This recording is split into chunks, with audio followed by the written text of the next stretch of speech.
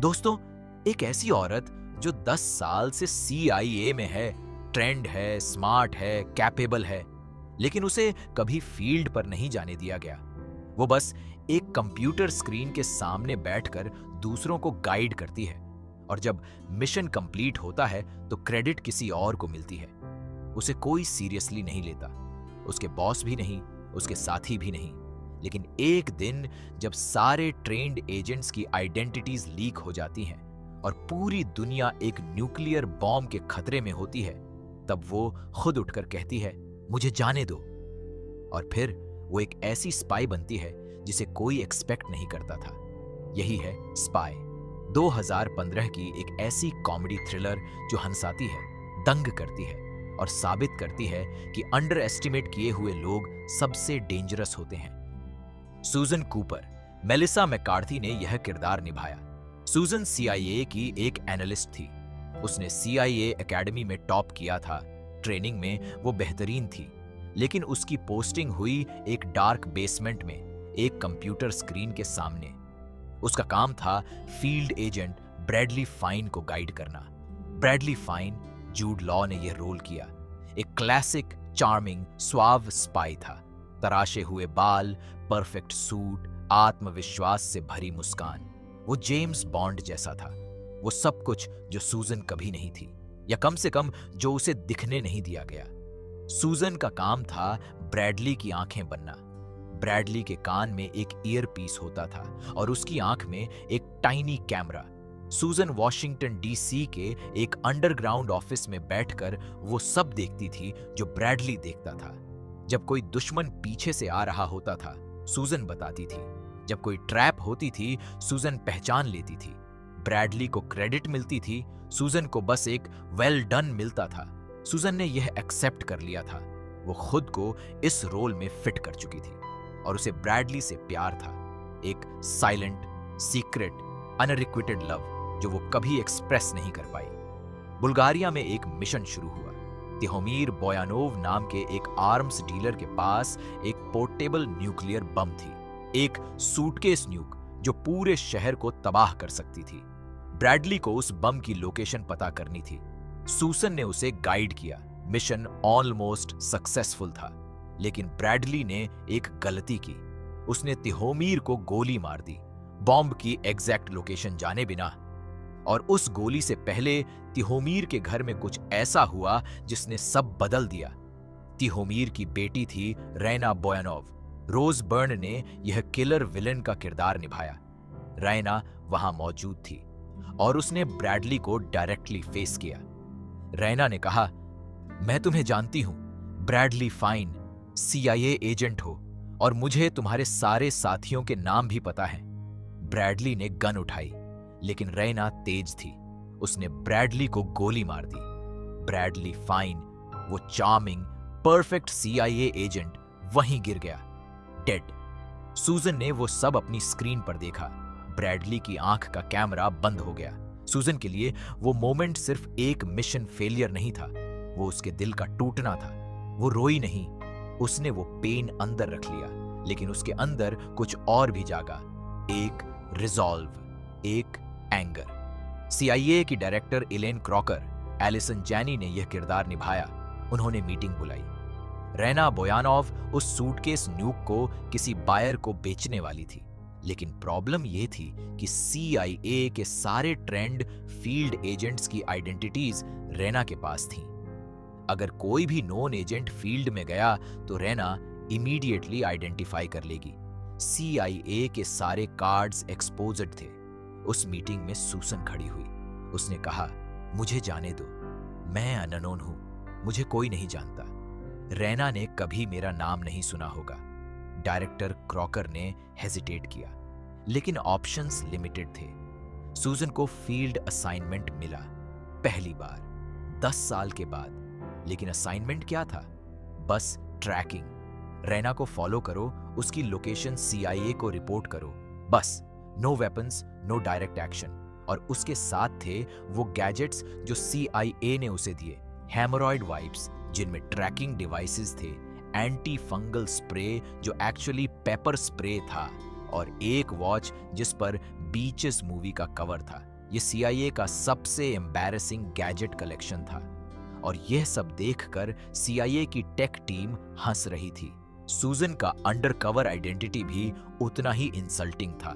उसे दिया गया एक मिडिल एज्ड बोरिंग हाउसवाइफ का लुक, बड़े ग्लासेस, बैगी क्लोथ्स और एक बैक स्टोरी जो इतनी डल थी कि कोई उसे ट्वाइस देखने की भी कोशिश नहीं करता। सूजन ने यह एक्सेप्ट किया। उसने अपना गुस्सा दबाया और मिशन पर फोकस किया। इसी सिचुएशन में एंटर हुआ रिक फोर्ड। जेसन स्टेथम ने यह किरदार निभाया और यह पूरी फिल्म की सबसे अनएक्सपेक्टेडली हिलारियस परफॉर्मेंस थी। फोर्ड एक सीनियर CIA फील्ड एजेंट था, या कम से कम वो यही सोचता था। वो था एक कंप्लीट बफून जो खुद को दुनिया का सबसे डेंजरस आदमी मानता था। उसने CIA से रिजाइन कर दिया बस इसलिए कि सूसन को फील्ड असाइनमेंट मिला। उसे यह एक्सेप्ट नहीं था। फोर्ड का अपना अलग डायलॉग स्टाइल था। वो बताता था कि उसने अपनी करियर में क्या क्या किया है। मैंने एक बार दोनों हाथ खो दिए थे और फिर भी उनसे 2 आदमी मारे।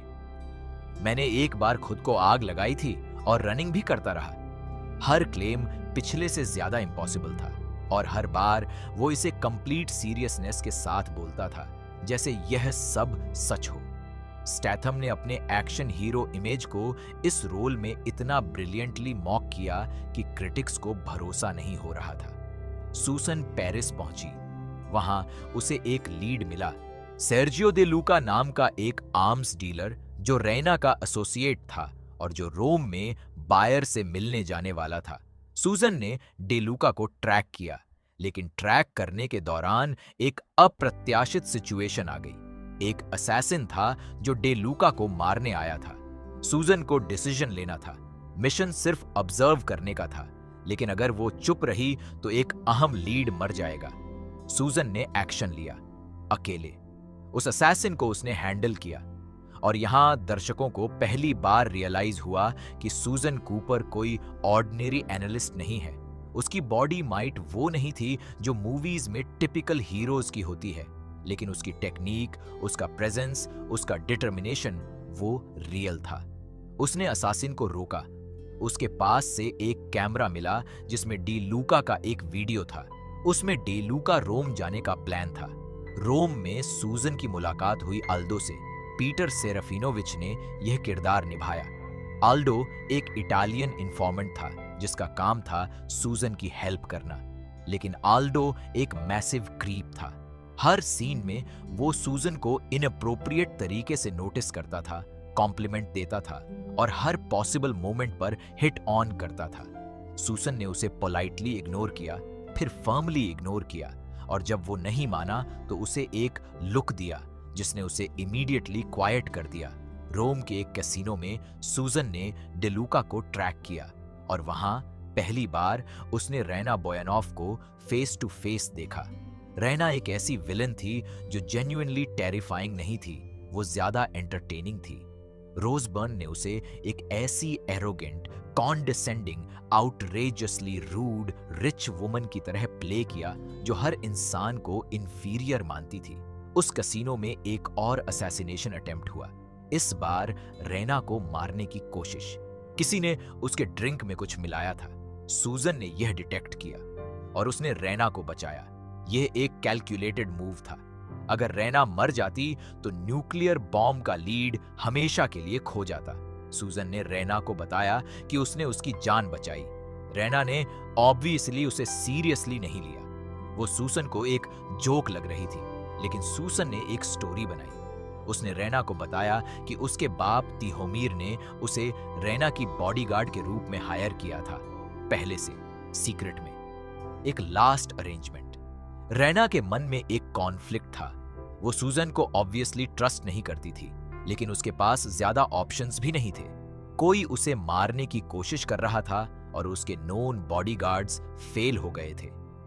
रायना ने सूजन को अपने साथ रखा, स्केप्टिकली, कॉन्डिसेंडिंगली, और यहां से एक ऐसी डायनामिक शुरू हुई जो फिल्म का सबसे एंटरटेनिंग हिस्सा था।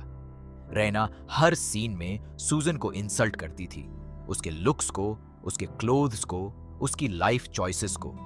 सूजन ने हर इंसल्ट को एक स्पेसिफिक तरीके से रिसीव किया, कभी बेयरली कंट्रोल्ड पेशेंस के साथ, कभी एक स्माइल के साथ जिसके पीछे मर्डर की इंटेंट थी। रैना का प्राइवेट जेट बुडापेस्ट की तरफ रवाना हुआ। उस फ्लाइट में एक ऐसी सिचुएशन आई जो फिल्म का सबसे इंटेंस एक्शन सीक्वेंस था। फ्लाइट का एक स्टूवर्ड, जो एक्चुअली एक हायर्ड असैसिन था, ने पायलट्स को मार दिया और रेना को मारने की कोशिश की।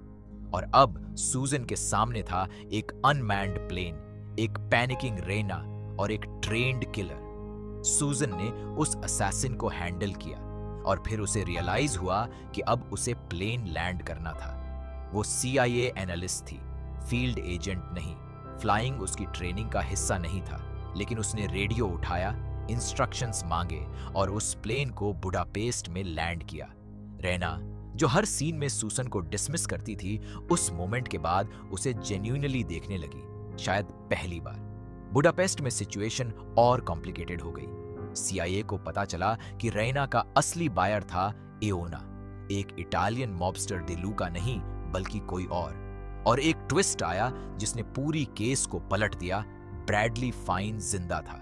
उसने फेक डेथ स्टेज की थी ताकि वो इंडिपेंडेंटली इन्वेस्टिगेट कर सके, लेकिन ब्रैडलीज प्लान बैकफायर हो गया था और अब वो भी एक कॉम्प्लिकेटेड सिचुएशन में था। और रिक फोर्ड, जो CIA छोड़ चुका था, वो भी बुडापेस्ट में था। फोर्ड का हर स्टेप में डिजास्टर मचाना जारी रहा। एक सीन था जहां फोर्ड और सूसन दोनों एक साथ थे और फोर्ड ने कुछ ऐसा किया जो प्लान को कंप्लीटली बर्बाद कर देने वाला था। सूसन का उस मोमेंट में जो एक्सप्रेशन था, एग्जैस्परेशन, डिसबिलीफ और बेयरली कंट्रोल्ड रेज, वो मक्कार्थी की सबसे ब्रिलियंट कॉमेडी टाइमिंग थी। दे लूका, असली बायर, फाइनली फेस किया सूजन ने। उस कन्फ्रंटेशन में सूजन ने अपना फेक आइडेंटिटी कंप्लीटली ड्रॉप कर दिया। वो बोरिंग हाउसवाइफ नहीं थी जो CIA ने उसे बनाने की कोशिश की थी। वो सूसन कूपर थी, CIA एनालिस्ट, ट्रेंड एजेंट, और वो औरत जिसने अकेले एक प्लेन लैंड किया था, एक असासिन को हैंडल किया था और पूरी दुनिया को न्यूक्लियर कैटास्ट्रोफी से बचाने के लिए एक ऐसी औरत का रोल प्ले किया था जिसे हर कोई अंडर एस्टिमेट करता था। दे लूका के साथ जो हुआ वो फिल्म का मोस्ट सैटिस्फाइंग मोमेंट था। सूजन ने उसे स्टॉप किया, न्यूक्लियर बॉम्ब डील को रोका, और यह सब उसने किया बिना किसी के बताए, बिना किसी के हेल्प के, बिना उन गैजेट्स के जो CIA ने उसे दिए थे। लेकिन एक फाइनल ट्विस्ट था। रैना, जो सूसन को अपनी बॉडीगार्ड मानती थी, उसने रिवील किया कि वो सब जानती थी। वो जानती थी सूसन CIA एजेंट थी।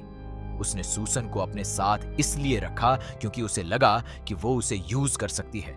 लेकिन रैना ने यह कैलकुलेट नहीं किया था कि सूसन एक्चुअली कितनी कैपेबल थी। वो फाइनल कॉन्फ्रंटेशन सूजन और रैना के बीच एक ऐसा मोमेंट था जो फिल्म का इमोशनल पीक था। रैना फिजिकली डेंजरस थी, वेल ट्रेन्ड थी, लेकिन सूजन के पास कुछ था जो रैना के पास नहीं था।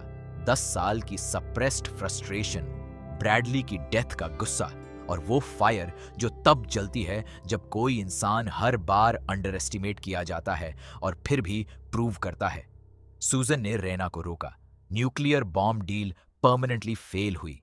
दुनिया सेफ रही। फिल्म के एंड में CIA में एक सेरेमनी थी। डायरेक्टर क्रॉकर ने सूजन की बात की, उस मिशन की बात की जिसे सूजन ने कंप्लीट किया। उस सेरेमनी में सूजन के साथ उसकी बेस्ट फ्रेंड नैन्सी भी थी। मिरांडा हार्ट ने यह रोल निभाया।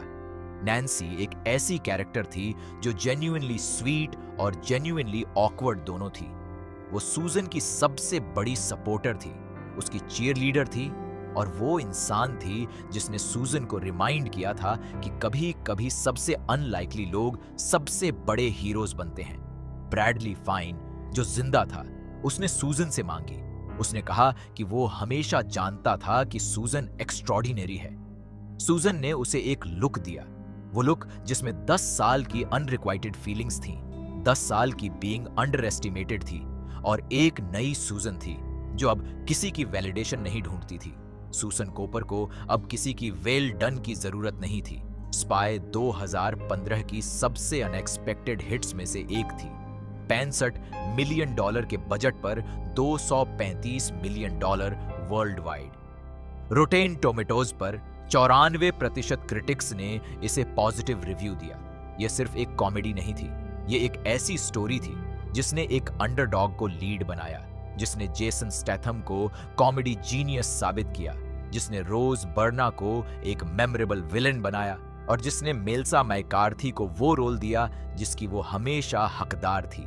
दोस्तों, अगर यह वीडियो आपको अच्छी लगी तो लाइक जरूर करें, चैनल को सब्सक्राइब करें और बेल आइकन दबाना बिल्कुल मत भूलना, ताकि ऐसी और कहानियां आप तक सबसे पहले पहुंचती रहें।